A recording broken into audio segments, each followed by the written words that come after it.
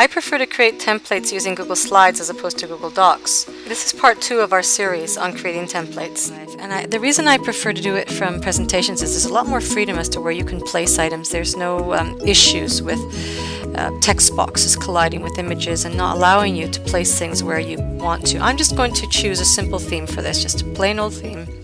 So a presentation comes with certain text boxes already added, and they're formatted in a certain way, and you can change that formatting. You can also move them around, resize them using the handles. You can actually rotate them too if that's something you'd like to do. Normally you wouldn't do that for a newspaper template, but you might need to rotate them for something else that you're working on.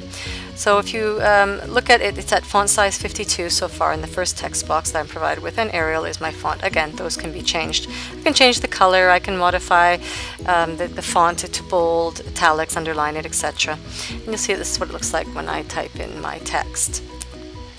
Second text box will be a little bit smaller, and you can see that it's at font size 28. It's also in Arial, and I can again modify that text size, the color, the style, etc. This is going to be a subheading within my text box. If you select your text, you can then take advantage of all the different formatting options that are provided, including things like alignment, centering, left alignment, as well as also centering or aligning at the top or the bottom of the text box. Again, color options are available. You don't want to get too carried away with color. If you're working on a newspaper, if you're working on some other project, then that might be a nice option. Notice that I can also change the line styles and the thickness of the line by changing the weight, as well as the color of the line, and I can add color to my background if that's something I want to do. So I'm just going to extend this text box a little bit more by using the handles and dragging it. I'm going to bring it to the center of my page too, so that it's at the very center of my newspaper template. Here we go. And now it's in place. Okay, I'm going to play around with a bit with some of this. I can actually, if I want to, change the weight of the line and make it a little bit more predominant. It'll stand out a little bit more. I can change or add another text box to it. So I'm going to add a brief text box here, just a small one. Notice that it doesn't have a line around it when I click off of it. I'm going to type in a bit of text here for the author to put the name in. If I'm going to share this with somebody else, I want them to then type in their actual name there. Notice again the lines are not visible.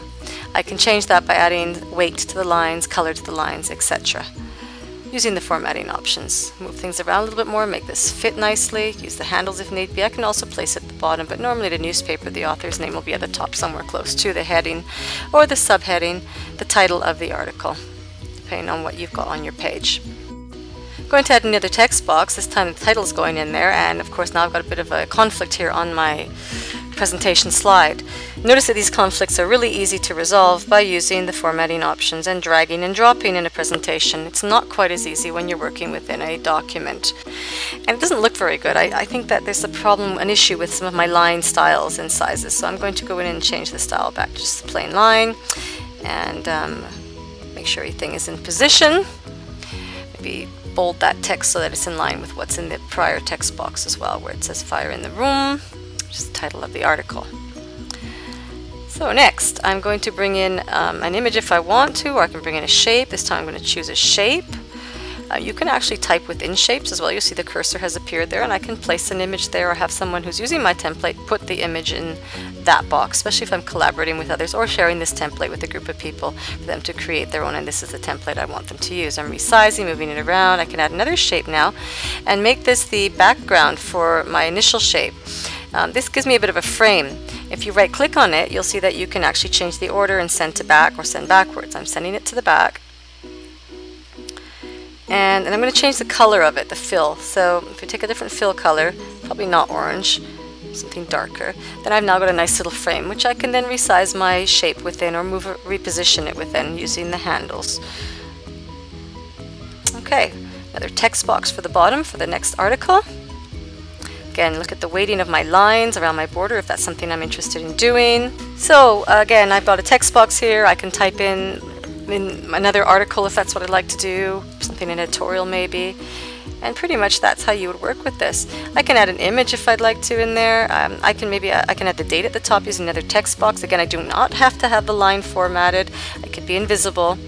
But basically, the nice thing about doing it with the presentation is that you can move things around. Notice that I also need to remember to rename my slide, or my template in this case, so that people know what I'm sharing. It doesn't just say untitled. It's taken the text at the top of my slide as the title for this actual presentation. And that's fine with me today, but I could change that if that's not something I was interested in having as my title. I'm going to show you one more trick of the trade, and that is to copy the formatting using the Paint Format tool to a different section of text. And that's a really quick way of fixing up your text, making it adhere to the pattern you've already chosen in terms of font and style and font size. So that's just a quick way of making your text a little more uniform within your template, if again that's something you're interested in doing. And once again, there's other formatting options that you can use within your project. You can also create projects from templates that are already pre-established by going to New and Create from Template. And you see there's a variety of templates available for you to choose from. I'm now going to show you the template gallery as well, which you can also access using your Google account. Get to the template gallery by going to drive.google.com templates.